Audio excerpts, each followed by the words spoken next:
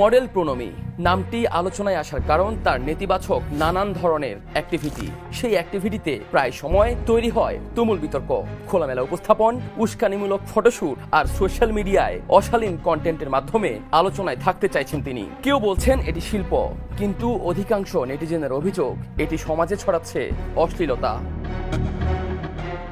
অনেকে বলছেন প্রণমী যৌন সুরসুরি দিয়ে থাকতে চান আলোচনায়। শুটিং এর সময় বিহাইন্ড দ্য সিনে যেভাবে নিজের শরীরকে ক্যামেরার সামনে হাজির করেন এই টিকটকার মডেল, তাতে বোঝাই যায় জেনে বুঝে দেখাচ্ছেন নিজের শরীর। আর যে পোশাকে হাজির হন তিনি, তাতে সেই সন্দেহ আরো গাঢ় হয়।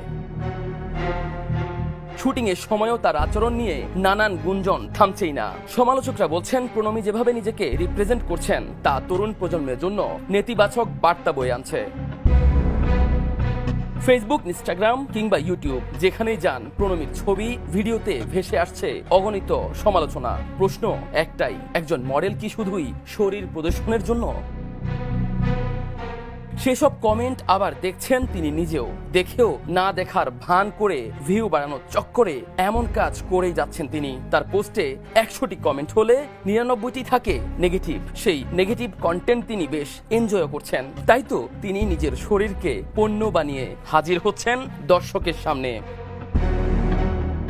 এর মধ্যেই নতুন অভিযোগ, প্রণমীর স্বামী নাকি তাকে এসব কাজে সহযোগিতা করছেন। শরীর দেখিয়ে আলোচনায় আসার পেছনে তার প্রত্যক্ষ সমর্থনই কাজ করছে বলে দাবি সমালোচকদের। কিন্তু বিতর্ক এখানেই থেমে নেই। সামাজিক যোগাযোগ মাধ্যমে ছড়িয়ে পড়েছে আরো চাঞ্চল্যকর অভিযোগ। স্বৈরাচারী আওয়ামী লীগ সরকারের ঘনিষ্ঠ মহলের সঙ্গে রয়েছে প্রণমী ও তার স্বামীর যোগাযোগ। সুযোগ সুবিধা নিয়েছেন অতীতে, আর এখনো আওয়ামী লীগের পক্ষেই কাজ করছেন বলে অভিযোগ রয়েছে এই দম্পতির বিরুদ্ধে।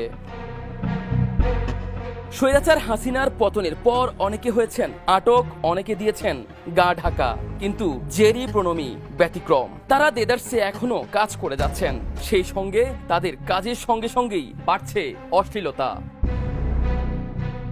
এদিকে প্রণমীর স্বামী জেরির একটি গ্রুপ ঘুরে দেখা যায় তিনি আওয়ামী সরকারের পক্ষে এখনো সরব, দিচ্ছেন নানান পোস্ট। অন্যদিকে সম্প্রতি গ্রেফতার হয়েছেন আলোচিত কন্টেন্ট ক্রিয়েটর তৌহিদ আফ্রিদি, আর তার সঙ্গে একসময় বেশ ঘনিষ্ঠতা ছিল প্রণমী জেরির। তার প্রমাণ মেলে দ্য নিউজে দেওয়া তাদেরই এক সাক্ষাৎকারে।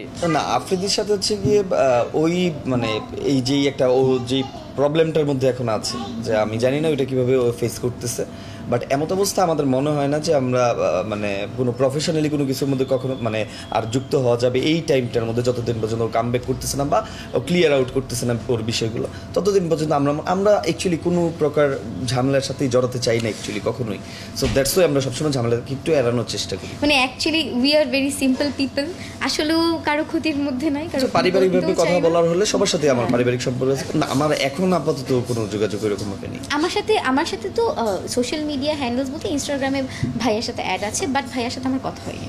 আমার লাস্ট হচ্ছে গিয়ে ওর বার্থডের দিন কথা হয়েছিল, লাস্ট বার্থডের সময় হচ্ছে গিয়ে উইশ করার পারপাস হচ্ছে কথা হয়েছিল, বাট সেই সময় হচ্ছে সে একটু বিজি ছিল আই থিঙ্ক, বা এই বর্তমান পরিস্থিতির জন্য হতে পারে। সো দেখাও হয়নি ওইরকম, যদিও প্রতিবার আমাদের দেখা হয়, এবার সবাই দেখছে যে দেখা হয়নি। আফ্রিদি গ্রেপ্তারের পর প্রণমী জেরি নাকি এখন তার বাসা ছেড়ে থাকছেন অন্যত্র, দিতে চাচ্ছেন গা ঢাকা।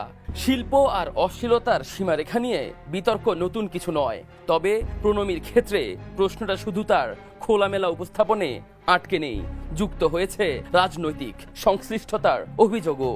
শেষ পর্যন্ত অশ্লীলতা নাকি স্বাধীনতা, শিল্প নাকি রাজনৈতিক সুবিধা, প্রণমীর উপস্থাপন কোন পথে যাবে তা সময় বলে দেবে।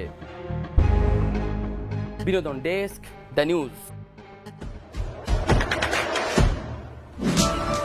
দেশে দেশে সবার সাথে, দ্য নিউজ।